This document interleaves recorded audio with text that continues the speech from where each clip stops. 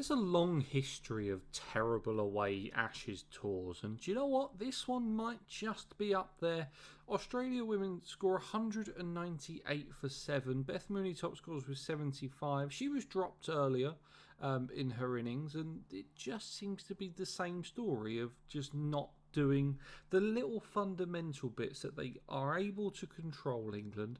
I mean, Australia are fantastic. Australia are the best team in the world by far.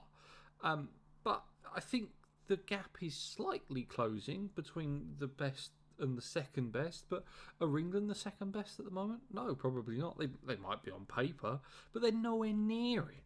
Absolutely nowhere near it. I mean, they've got the talent to be able to take on this Australian team, but just don't have any of the kind of fundamentals that you need to be a professional cricketer. Again, just the fielding is awful.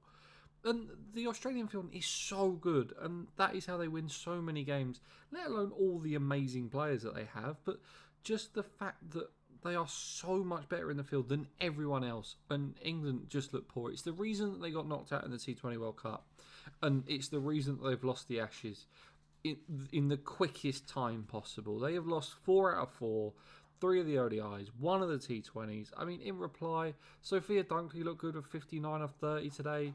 But it was Dunkley and Siva Brunt that looked like they might get us close, but nowhere near. I mean, the 2 opening bats for England today faced 3 balls and scored 0 runs.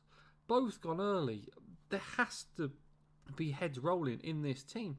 The coach has to go. I like Heather Knight, but I don't think that she's taken this team as far as they can. And this team is in a decline. This team was a lot better in the 2023 Ashes than they are now. Okay, that was at home, but we've only played white ball formats at the moment.